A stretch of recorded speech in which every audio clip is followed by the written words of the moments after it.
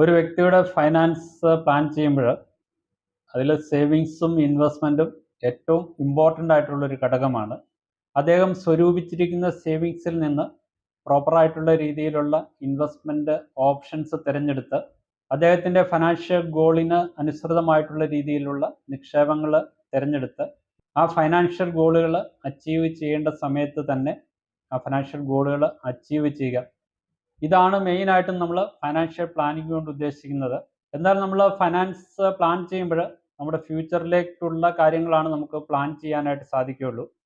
എന്നാൽ പഴയ കാലത്ത് നമ്മൾ നടത്തിയിരുന്ന ചില നിക്ഷേപങ്ങൾ, എന്നാൽ നിക്ഷേപം നടത്തുവാനായിട്ട് ഒരു ഓപ്പർച്യൂണിറ്റി നമുക്ക് നഷ്ടമായിട്ടുള്ള നിക്ഷേപങ്ങൾ, എന്നാൽ അങ്ങനെയുള്ള കാര്യങ്ങളെക്കുറിച്ച് അറിയുവാൻ പല ആളുകൾക്കും താല്പര്യമുണ്ടാകാം.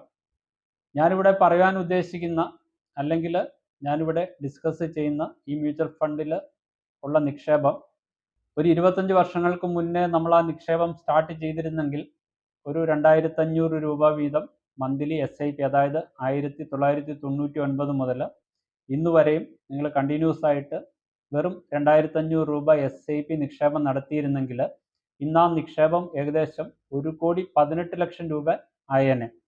ഏകദേശം ആനുവൽ റിട്ടേൺസ് ഇവിടെ വർക്കൗട്ട് ചെയ്യുന്നത് 18%. ഇത് നമുക്ക് മിസ് ചെയ്ത ഒരു ഓപ്പർച്യൂണിറ്റിയാണ്. നമുക്ക് ഇൻവെസ്റ്റ് ചെയ്യാനായിട്ട് മിസ് ചെയ്ത ഒരു ഓപ്പർച്യൂണിറ്റിയാണിത്. പക്ഷേ നമ്മൾ ഫ്യൂച്ചറിലേക്ക് പ്ലാൻ ചെയ്യുമ്പോൾ ഇതേപോലെ കഴിഞ്ഞ കാലങ്ങളിൽ നമുക്ക് കൂടുതൽ റിട്ടേൺസ് നേടിത്തന്ന സ്കീമുകൾ, അതോടൊപ്പം തന്നെ നമ്മളെ കോടിപതിയാക്കിയ അല്ലെങ്കിൽ മൾട്ടി എക്സ് റിട്ടേൺസ് നൽകിയ ഇതേപോലെയുള്ള സ്കീമുകളെക്കുറിച്ച് സംസാരിക്കുമ്പോൾ തീർച്ചയായിട്ടും നിക്ഷേപം നടത്തുവാനായിട്ട് ഉദ്ദേശിക്കുന്ന ആളുകൾ അല്ലെങ്കിൽ ഇപ്പോൾ മ്യൂച്വൽ ഫണ്ടുകളിൽ നിക്ഷേപം നടത്തിയിരിക്കുന്ന ആളുകൾക്ക് ഇതൊരു എൻകറേജ്മെൻ്റ് ആകുകയും അതോടൊപ്പം തന്നെ അവർക്കും ഫ്യൂച്ചറിലേക്ക് ഇതേപോലെയുള്ള ഒരു റിട്ടേൺസ് ലഭിക്കുന്നതിന് വേണ്ടിയിട്ട് പ്ലാൻ ചെയ്യുകയും ചെയ്യാം. എന്നാൽ മ്യൂച്വൽ ഫണ്ടുകളിലുള്ള നിക്ഷേപം ഗ്യാരണ്ടീഡ് ആയിട്ടുള്ള ഒരു നിക്ഷേപമല്ല. എങ്കിൽ തന്നെയും സാധാരണ നിക്ഷേപം നടത്തുവാനായിട്ട് ഉദ്ദേശിക്കുന്ന വ്യക്തികൾ ഇതേ രീതിയിൽ പ്രോപ്പറായിട്ട് പ്ലാൻ ചെയ്ത് കഴിഞ്ഞാൽ അവർക്കും ഫ്യൂച്ചറിലേക്ക് ഒരു കോടിപതിയാകുകയോ അല്ലെങ്കിൽ അവരുടെ ഫൈനാൻഷ്യൽ ഗോളുകൾ യഥാസമയത്ത് അവർക്ക് അച്ചീവ് ചെയ്യാൻ സാധിക്കുകയോ ചെയ്യും. ഞാനിവിടെ പറഞ്ഞു വരുന്നത് SBI ഹെൽത്ത് കെയർ ഓപ്പർച്യൂണിറ്റി ഫണ്ടിനെ പറ്റിയാണ്. ഇതൊരു സെക്ടർ ഫണ്ടാണ്. ഫാർമസ്യൂട്ടിക്കൽ അല്ലെങ്കിൽ ഹെൽത്ത് കെയർ സെക്ടറിൽ ഓപ്പറേറ്റ് ചെയ്യുന്ന കമ്പനികളിൽ മാത്രം ഇൻവെസ്റ്റ് ചെയ്യുന്ന ഒരു ഹൈ റിസ്ക് ഫണ്ടാണ് SBI health care opportunities fund. ഇത് 1999 ഏകദേശം 25 വർഷങ്ങൾക്ക് മുന്നേ ലോഞ്ച് ചെയ്ത ഒരു ഫണ്ടാണ്. ഈ ഫണ്ടിൽ ലോഞ്ച് ചെയ്ത സമയം മുതൽ 2500 രൂപ മന്ത്ലി SIP നടത്തിയിരുന്ന ഒരു വ്യക്തിക്ക് ഇന്ന് അദ്ദേഹത്തിൻ്റെ നിക്ഷേപ തുക അല്ലെങ്കിൽ ഇൻവെസ്റ്റ്മെൻറ്റ് വാല്യൂ ഏകദേശം 1,18,00,000 രൂപ ഉണ്ടായേനെ. ഈ സ്കീമിൻ്റെ പെർഫോമൻസിനെ കുറിച്ച് ഞാൻ റീസെൻ്റ് ആയിട്ട് ഒരു ആർട്ടിക്കിളിൽ വായിച്ചതാണ്. അതെനിക്ക് ഇൻട്രസ്റ്റിംഗ് ആയിട്ട് തോന്നി. അതിനാൽ ഞാൻ എൻ്റെ വ്യൂവേഴ്സിനും ഈ കാര്യങ്ങൾ ഷെയർ ചെയ്യാമെന്ന് വിചാരിച്ചു. ഇതേപോലെ യൂസ്ഫുൾ ആയിട്ടുള്ള 1100-ൽ കൂടുതൽ വീഡിയോകൾ നമ്മുടെ യൂട്യൂബ് ചാനലിൽ പോസ്റ്റ് ചെയ്തിട്ടുണ്ട്. നിങ്ങൾക്ക് സമയം കിട്ടുമ്പോൾ തീർച്ചയായിട്ടും നമ്മുടെ ചാനൽ വിസിറ്റ് ചെയ്ത് ആ വീഡിയോകൾ കാണുവാനായിട്ട് ശ്രമിക്കുക. ഇതേപോലെ ഉപകാരപ്രദമായിട്ടുള്ള വീഡിയോകൾ യഥാസമയം നിങ്ങളിൽ എത്തണമെങ്കിൽ ഈ ചാനൽ സബ്സ്ക്രൈബ് ചെയ്യുക. അതോടൊപ്പം തന്നെ വീഡിയോകൾ ലൈക്ക് ചെയ്യുകയും മറ്റുള്ളവരുടെ അറിവിലേക്ക് ഷെയർ ചെയ്യുകയും ചെയ്യുക.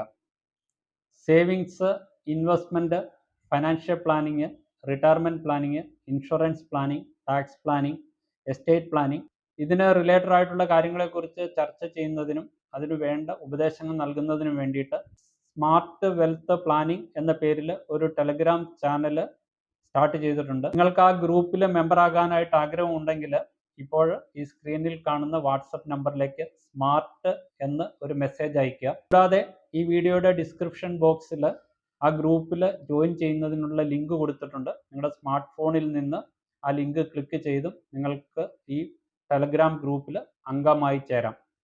SBI health care opportunities fund അതിൻ്റെ ഡയറക്റ്റ് പ്ലാനിൽ കഴിഞ്ഞ 3 വർഷത്തെ ആനുവലൈസ്ഡ് റിട്ടേൺ എന്ന് പറയുന്നത് ഏകദേശം 25%. കറണ്ട് NAV 471 രൂപ 25 പൈസയാണ്. ഇതൊരു 4 സ്റ്റാർ റേറ്റിംഗ് ഉള്ള ഫണ്ടാണ്. ഇതിൽ നടത്തേണ്ട മിനിമം ഇൻവെസ്റ്റ്മെൻറ്റ് എമൗണ്ട് 5000 രൂപയാണ്. പക്ഷേ മിനിമം SIP എമൗണ്ട് 500 രൂപ ഉണ്ടെങ്കിലും നിങ്ങൾക്ക് സ്റ്റാർട്ട് ചെയ്യാം. ഈ ഫണ്ടിൻ്റെ സൈസ് 3346 കോടിയാണ്.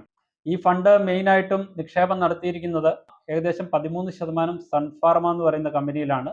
മാക്സ് ഹെൽത്ത് കെയർ ഏകദേശം 6.26%, ഡിവീസ് ലാബ് 6.21%, പോളി മെഡിക്കെയർ 5.38%, അതുകൂടാതെ തന്നെ Lupin, Cipla, Krishna institute of medical science, Jupiter life, mankind pharma എന്നിങ്ങനെ ഇന്ത്യയിലെ റെപ്യൂട്ടഡ് ആയിട്ടുള്ള ഫാർമസ്യൂട്ടിക്കൽ കമ്പനികളിലും അല്ലെങ്കിൽ ഹെൽത്ത് കെയർ റിലേറ്റഡ് ആയിട്ടുള്ള കമ്പനികളിലുമാണ് നിക്ഷേപം നടത്തിയിരിക്കുന്നത്.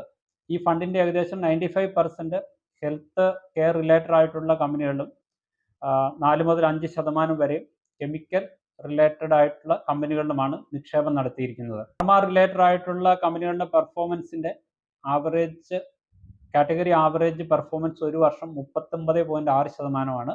പക്ഷേ ഈ ഫണ്ട് ഏകദേശം 44.7% റിട്ടേൺസ് കൊടുത്തിട്ടുണ്ട്.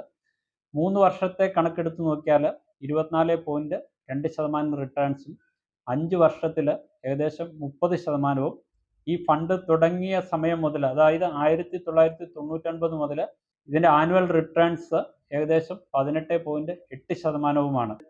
ഈ ഫണ്ടിൻ്റെ എക്സ്പെൻസസ് റേഷ്യോ 0.89% ആണ്. ഈ ഫണ്ടിൽ നിന്ന് നിങ്ങൾ 15 ദിവസത്തിനകം റിഡീം ചെയ്താൽ 0.5% റിഡംഷൻ ഫീസുമുണ്ട്. ഈ ഫണ്ടിൻ്റെ ബേസിക് ആയിട്ടുള്ള ഡീറ്റെയിൽസ് ഇതാണ്. നമ്മുടെ ഫാർമ സെക്ടറിനെ അല്ലെങ്കിൽ ഹെൽത്ത് കെയർ സെക്ടറിനെ കുറിച്ച് നമ്മൾ സംസാരിക്കുമ്പോൾ നമുക്ക് ഒരിക്കലും ഇഗ്നോർ ചെയ്യാൻ പറ്റാത്ത ഒരു സെക്ടറാണ് ഹെൽത്ത് കെയർ. നമ്മുടെ ഏജ് കൂടുന്നതനുസരിച്ച് നമുക്ക് കൂടുതൽ മെഡിക്കൽ കെയർ ആവശ്യമുണ്ടാവും. നമ്മുടെ ഹോസ്പിറ്റലൈസേഷൻ എക്സ്പെൻസസ് കൂടും.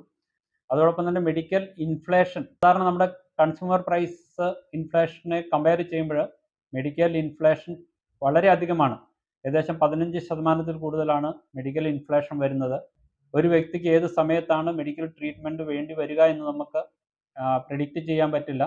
ജീവിതത്തിൽ ഒരുപാട് അൺസർട്ടനിറ്റീസുകളുണ്ട്. അതേപോലെ വരും ഫ്യൂച്ചറിൽ മെഡിക്കൽ റിലേറ്റഡ് ആയിട്ടുള്ള രംഗത്ത് കൂടുതൽ റിസർച്ചുകൾ നടത്തുവാനും കൂടുതൽ ഇന്നൊവേറ്റീവ് ആയിട്ടുള്ള പ്രോഡക്റ്റുകൾ ലോഞ്ച് ചെയ്യുന്നതിനും അതോടൊപ്പം തന്നെ കൂടുതൽ ഹോസ്പിറ്റലുകൾ, മെഡിക്കൽ ഫെസിലിറ്റികൾ, ഈ മെഡിക്കൽ റിലേറ്റഡ് ആയിട്ടുള്ള എക്യുപ്മെൻറ്റ്സ് പ്രൊഡ്യൂസ് ചെയ്യുന്ന കമ്പനികൾ, ഇങ്ങനെയുള്ള കമ്പനികളിലെല്ലാം ഉള്ള നിക്ഷേപം ഇനി വരും കാലങ്ങളിലേക്ക് കൂടേണ്ടതായിട്ടിരിക്കുന്നുണ്ട്.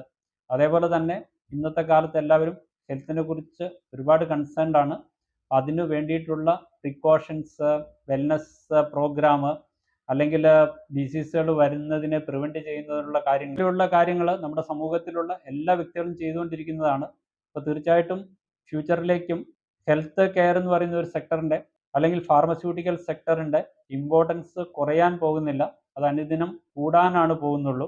ഇങ്ങനെയുള്ള സാഹചര്യങ്ങളിൽ നമുക്ക് ഫ്യൂച്ചറിലേക്ക് നമ്മുടെ ഇൻവെസ്റ്റ്മെൻറ്റിന് നല്ലൊരു റിട്ടേൺസ് നേടിത്തരണമെങ്കിൽ ഇതേപോലെയുള്ള നിക്ഷേപങ്ങൾ പല സമയങ്ങളിലും നമ്മളെ ഹെൽപ്പ് ചെയ്തേക്കാം.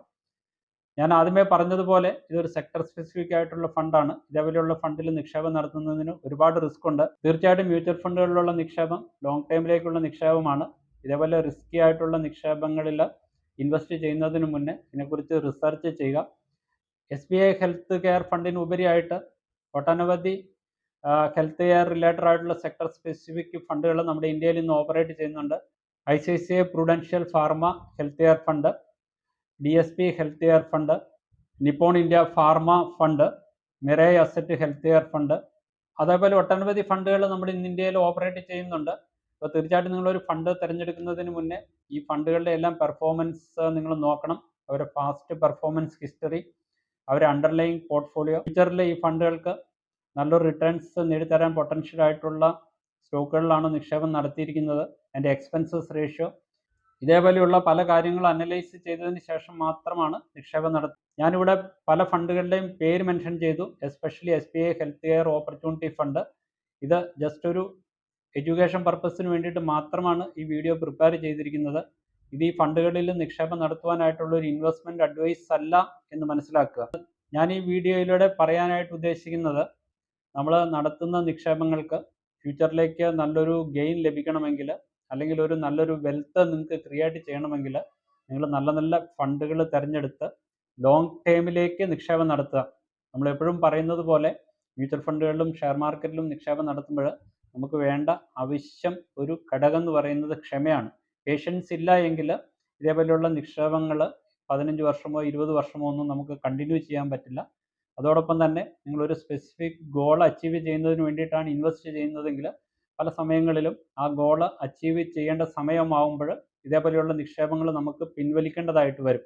എങ്കിലും കണ്ടിന്യൂസ് ആയിട്ട് ഇയർലി ആയിട്ട് നിങ്ങൾ ഇതേപോലെയുള്ള നിക്ഷേപങ്ങൾ നടത്തിയാലാണ് പവർ ഓഫ് കോമ്പൗണ്ടിങ് കറക്റ്റായിട്ട് വർക്ക് ചെയ്ത് നിങ്ങൾക്ക് നല്ലൊരു റിട്ടേൺസ് ലഭിക്കുകയുള്ളൂ. ഇതേപോലെ യൂസ്ഫുൾ ആയിട്ടുള്ള ഒട്ടനവധി വീഡിയോകൾ നമ്മുടെ യൂട്യൂബ് ചാനലിൽ പോസ്റ്റ് ചെയ്തിട്ടുണ്ട്. നിങ്ങൾക്ക് സമയം കിട്ടുമ്പോൾ നമ്മുടെ ചാനൽ വിസിറ്റ് ചെയ്ത് ആ വീഡിയോകൾ കാണുവാനായിട്ട് ശ്രമിക്കുക. ഈ യൂട്യൂബ് ചാനൽ സബ്സ്ക്രൈബ് ചെയ്തിട്ടില്ല എങ്കിൽ സബ്സ്ക്രൈബ് ചെയ്യുക. ഈ വീഡിയോ ലൈക്ക് ചെയ്യുകയും മറ്റുള്ളവരുടെ അറിവിലേക്ക് വേണ്ടിയിട്ട് ഷെയർ ചെയ്യുകയും ചെയ്യുക. ഇതേപോലെ യൂസ്ഫുള്ളും ഇൻഫോർമേറ്റീവുമായിട്ടുള്ള മറ്റൊരു വീഡിയോയുമായിട്ട് മറ്റൊരവസരത്തിൽ കാണുന്നവരെ നന്ദി, നമസ്കാരം.